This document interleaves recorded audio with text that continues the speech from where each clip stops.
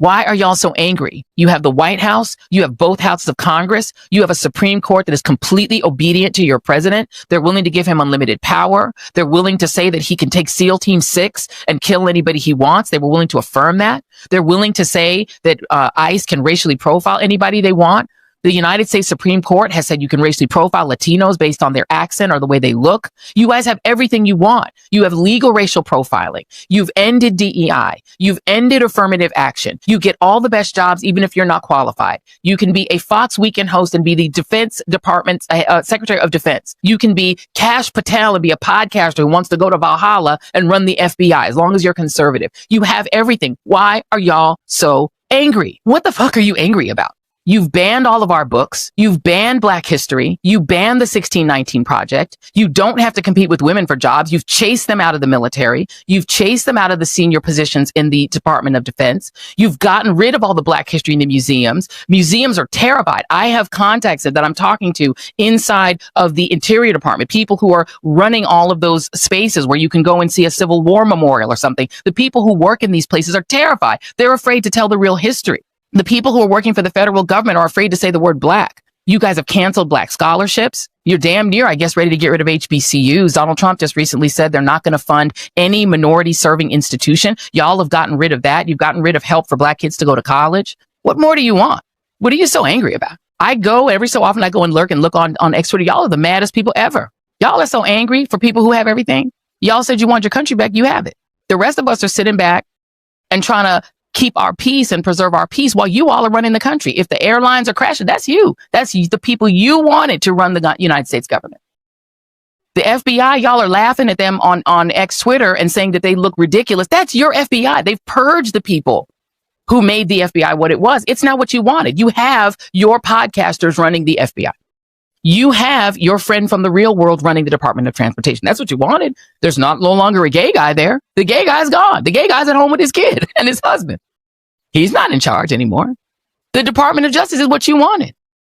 It's your Justice Department that won't release the Epstein files. If you're mad about the Epstein files, you shouldn't be mad at me and the left. You need to be mad at Donald Trump. You all have the country. You run every red state like it's already Project 2025. You won't let women have abortions in Texas. They're literally dying of sepsis. That's what you wanted. You wanted women to have only 6 weeks to get an abortion in Georgia. You got it. You wanted Texas to be a petri dish and a laboratory for every right-wing, anti-Black, anti-gay, anti-trans idea. And you also got rid of vaccines. Every child in Florida is now going to go to school with kids who could give them measles, mumps, and rubella and COVID. That's what y'all wanted. You now have a paradise in Florida where you can get sick, cough on people, let them die of whatever disease you're carrying. It's almost like you've got the pilgrims again that can come and cough on all the natives and take them out. That's what you wanted. You got it. You wanted Florida to be that. It's that. You wanted the United States to be Florida. It's that. But yet you all are still so angry. I don't understand it. I genuinely don't understand it. I don't mean to rant and rave, but I am genuinely trying to get to the bottom of what you all are so angry about. And I think I have a suspicion and I have a guess. What you all are angry about is that while you have gotten everything you wanted on the right, we on the other side won't give you love for it. We won't respect you for it. We won't hail you for it. We won't respect you and say, hey, we want to, have you at the Oscars. We want to fet you. We want to make you guys, we want to wrap our arms around you. You want us to embrace you. You don't just want to run us and tell us what to do and tell us what to think and tell us what to read and tell us what history we can have. You don't just want to tell us what to do. You want us to embrace you. What you really want is to sit at our table. You're mad because while you are running the country into the ground, you're destroying your own farmers with tariffs. You're destroying your own farmers by taking away their subsidies that used to go with USAID. You got what you wanted. They've ended the farm subsidies. These are the things y'all asked for. You got your big, beautiful budget. That's what you wanted. Trump gave it right to you. You got your permanent tax cut. You're still pissed because the left, the other side, the majority, we still cannot stand you. We cannot stand Christian nationalism. We don't want it. And because we will not say we want your Christian nationalism, we embrace your Christian nationalism. We like your Christian nationalism. We like you. Because we won't do that, that's why you're still mad. But guess what we're going to keep on doing? We're going to keep on being moisturized and unbothered, and we still not going to like it. We're never going to like Christian nationalism. We're never going to accept it. We're never going to be down with it. And our squad is bigger than your squad at the end of the day. We have the Boricuas. We got the Mexican Americans. They done woke up. They said, whoo, Lord, let's go ahead and go with these folks. We got the spicy whites. The spicy white folk are with us. They're with us.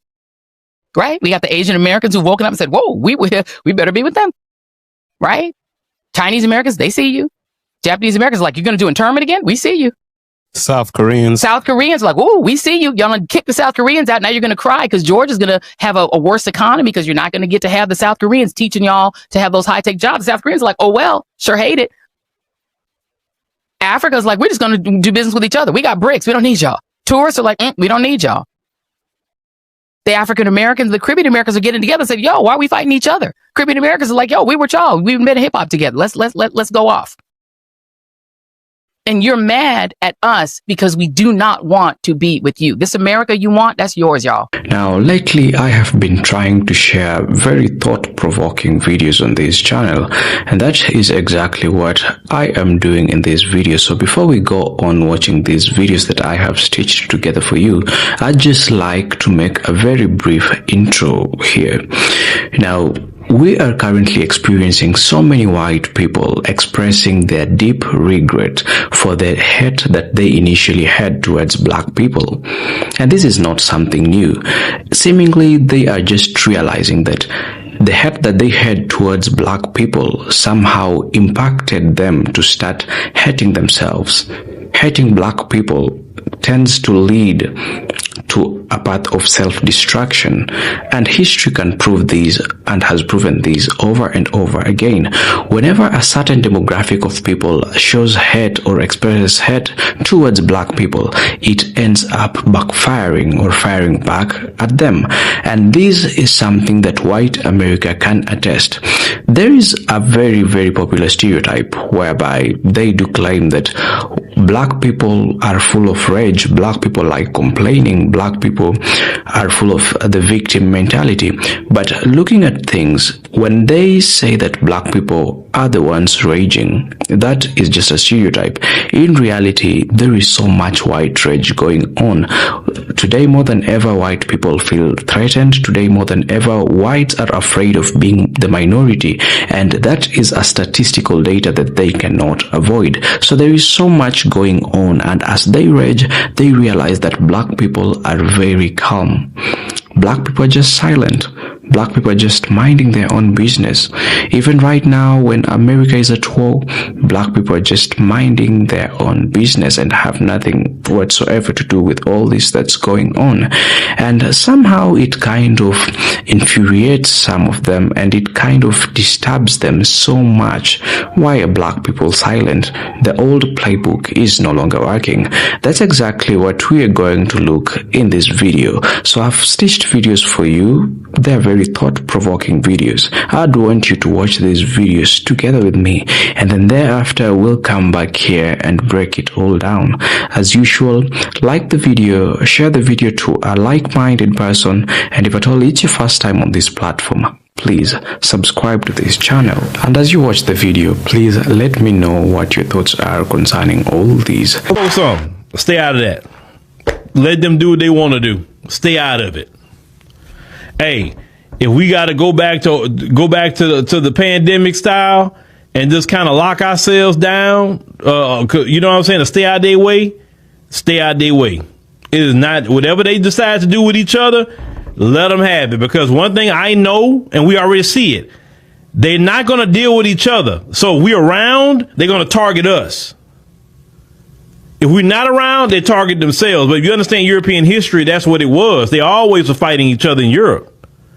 And then when they start coming around us and other people, then that's when they stop attacking each other and start attacking and colonizing and enslaving and all that other stuff at the places they had colonized, right? So introducing us and others kind of kept them from fighting each other so much. But we're not around, they have to deal with each other. So I'm telling black folk, stay out of the way. Stay out of their stuff. Right. We're colonizers. Yes, we are. I got to be honest about it. We really are. And I know white people right now are saying, I'm not a colonizer. Oh, you hurt my feelings. Well, you are. Probably in your mindset, in your ideology, you probably do have the mentality of a colonizer because most white people do, and I'll tell you why. 500 years ago, our colonizing culture, white European culture, was born, and we set out to steal things, resources, and that were not ours. We colonized, we enslaved all over the world. We enslaved Africans. We tried to dehumanize them and tell them, manipulate them, and gaslight them by telling them that they are not equal to us, that they are as an animal, and that the only real human are white people. Oh, I don't see color. Oh, it's the black man's fault that he's in the position. Well, what about black on black crime? I mean, it goes on and on and on. You know, I mean, I could sit here all day and give you examples. All lives matter. I mean, it just goes on all day. Black people ask for justice. White people find a way to try to obscure it, to try to take away from it, to try to demean it. We are colonizers. And I say that based on our behavior, collectively as white people. That until we stop being gaslighters and colonizers, white people are on a path of self-destruction. White supremacy, the lies of white supremacy, the colonizing mentality has never brought the white man happiness, and it never will. It's toxic, dysfunctional, and self-defeating. And it's not helping us. And now there's all this white rage because when the abuser loses control, he gets angry. And then Trump was born because we had a black president. And he was perfect because he was racist. And that's what white America wanted because they're angry because they felt like they were losing control. As colonizers have to have control. And we had a black president. And everybody just shit all over themselves. White people just freaked the fuck out. Oh my God, we're losing control. We have a black president. He's going to oppress us and enslave us. God knows we're going to be whipped and lynched. This is literally, I think, some of the thoughts, the subconscious. I'm exaggerating, but in a way it's true. The greatest fear of the colonizer is all that evil, vile shit that we did will be done up unto them, us. And that's why there's so much white rage. The numbers are changing. Pretty soon, white people will not be the majority. The abuser loses control. So what do? We continue gaslighting. We continue with white rage. White domestic terrorism on the rise. The greatest threat in America. White people are enraged because they can no longer control their victims, black and brown people, the way that they want to. They're losing some of their power, some of their positions, some of their privilege. They feel threatened. So here we are, in a state of crazy, utter chaos. That's why I say the lies of white supremacy is our... Okay, first of all, the people that were Trump supporters are posting this clip of him. I don't know how many years ago it was, but anyway, it's being posted everywhere. Think of it. We've spent $8 trillion in the Middle East, and we're not fixing our roads in this country. How stupid is it? And we're not fixing our highways, our tunnels, our bridges, our hospitals even, our schools even.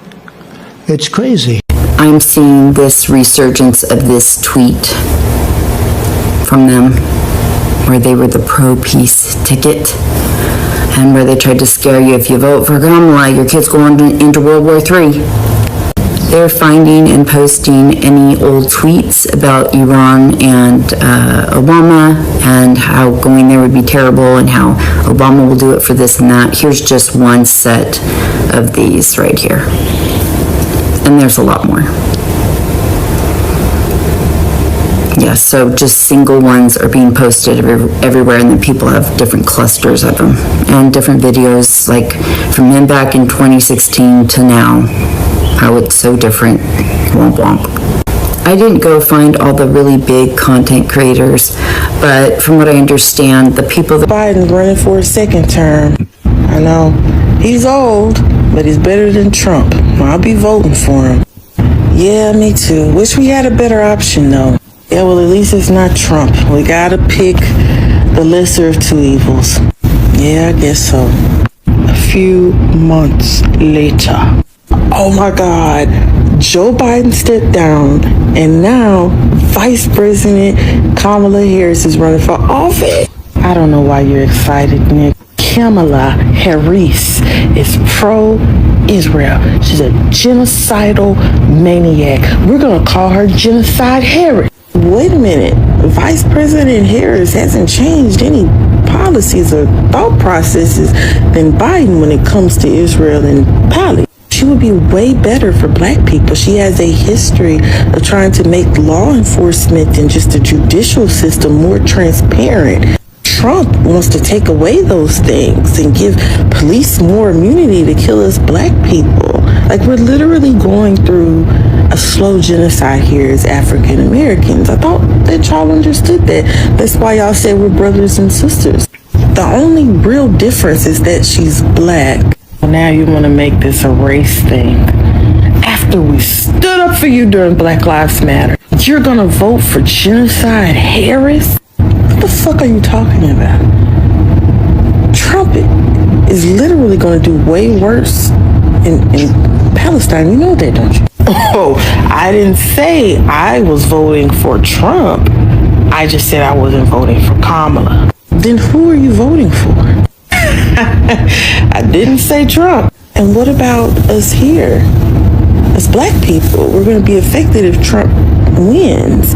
Y'all will be affected too, but like, we're going through our own genocide. Don't you care? Like, we even promoted your movement during our movement, which was overshadowed by your movement and everybody else's. Let me just be honest. I'm not voting for Nick. Y'all are so blinded by hate. Let me tell you how racism is going to keep the middle class stuck.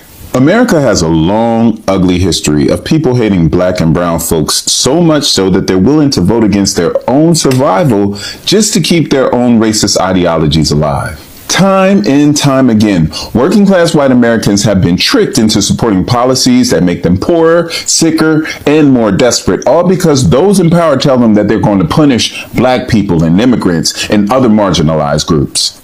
Donald Trump's tax plan is the latest proof of this self-destructive cycle.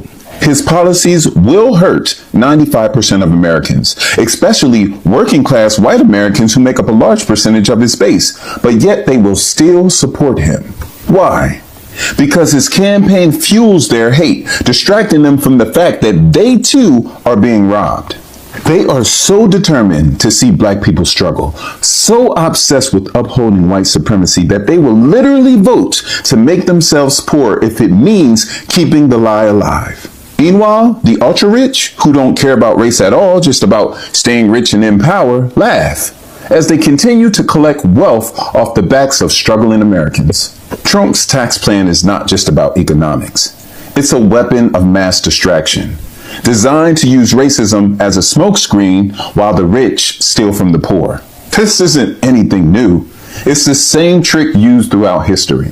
From the days of slavery, when rich plantation owners convinced poor whites to fight for a system that oppressed them too, to Jim Crow laws, to today's voter suppression and economic exploitation. The question I have is, when will people wake up? How much suffering will it take for them to see that the real enemy isn't black and brown people? It's the billionaires and the politicians robbing them blind while feeding them lies. This is the truth that racists don't want to admit. The very policies they think will hurt black and brown folks will hurt them first. And when they find out that they've been used as pawns in a game that's designed to keep them struggling, it may be too late. Thank you so much and welcome back again to this channel. Please ensure if you have not subscribed, hit the subscription button, then hit the bell so that you can be notified every time we upload such videos. Let me know what you think in the comment section and I'll try my best to answer to each and every one of your comments. Thank you so much and God bless you.